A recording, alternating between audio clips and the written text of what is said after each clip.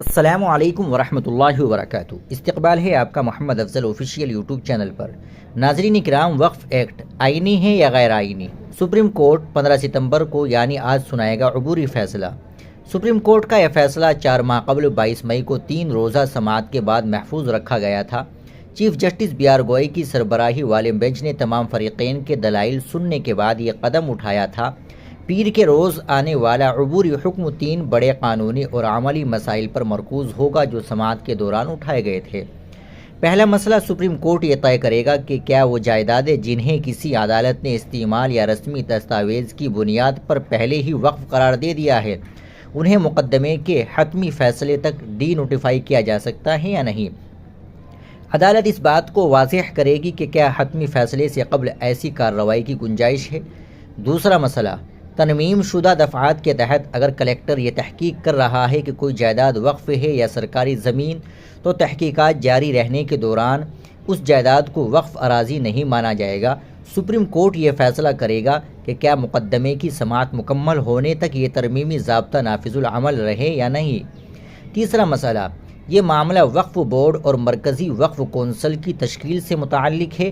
Supreme court نے یہ سوال اٹھایا تھا کہ کیا قانون صرف مسلم اراکین کو ہی ان اداروں میں تقرری کی اجازت دیتا ہے، سوائے ان عہدوں کے جو ایکس اوفیشیو بنیاد پر ہوتے ہیں، اور کیا ایسی پابندیاں آئینی حقوق اور اصولوں کے تناظر میں قانونی طور پر برقرار رہ سکتی ہے۔ مرکزی حکومت کی جانب سے منظور شدہ وقف ترمیمی ایکٹ سن 2025 پر شدید تنقید کے بعد اس کے خلاف سپریم کورٹ میں متعدد عرضیاں داخل کی گئی تھی۔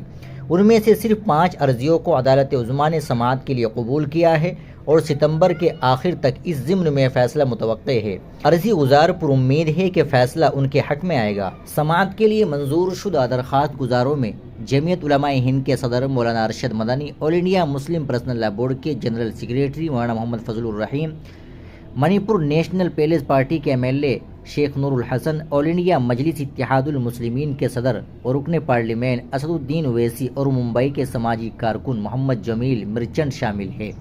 محمد جمیل مرچنٹ، جو عوامی فلاحی خدمات کے لیے جانے جاتے ہیں، مہاراشٹر سے واحد درخواست گزار ہے۔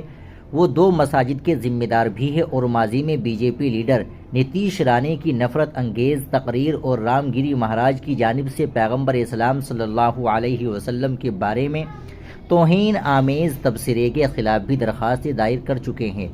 جمیل مرچنٹ نے اپنی درخواست سماعت کے لیے قبول کیے جانے پر کہا تھا، میں خوش قسمت ہوں کہ مجھے اویسی اور دیگر اہم شخصیات کے درمیان ہندوستانی مسلمانوں کی نمائندگی کا موقع ملا ہے۔ ان کی جانب سے دائر کردہ درخواست میں وزارت داخلہ، وزارت اقلیتی امور اور وزارت قانون و انصاف کو فریق بنایا گیا ہے۔ وکیل اعجاز مقبول اور وکیل برہان بخاری نے بطور وکلائے صفائی مقدمہ پیش کیا۔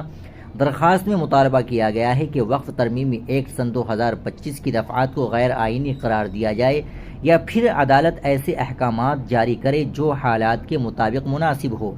اس ضمن میں کہ ایس پٹسوامی مقابلہ یونین آف انڈیا کیس کا حوالہ بھی دیا گیا ہے۔ یاد رہے کہ وقف ترمیمی ایکٹ سن 2025 نے وقف ایکٹ 1995 کی جگہ لے لی ہے۔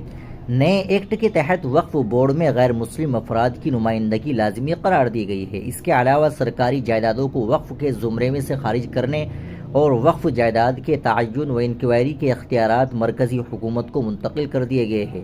ساتھ ہی سپریم کورٹ جن عرضیوں پر عبوری فیصلہ سنائے گا وہ دراصل پارلیمنٹ کی جانب سے منظور شدہ وقف ایکٹ میں بڑے پیمانے پر کی گئی ترمیمات کی آئینی حیثیت کو چیلنج کرنے کے لیے داخل کی گئی تھی۔ ناظرین کرام، آپ اس ویڈیو کو، اس خبر کو زیادہ سے زیادہ شیئر کریں، لائک کریں، چینل کو بھی سبسکرائب کر لیجیے گا۔ السلام علیکم ورحمۃ اللہ وبرکاتہ۔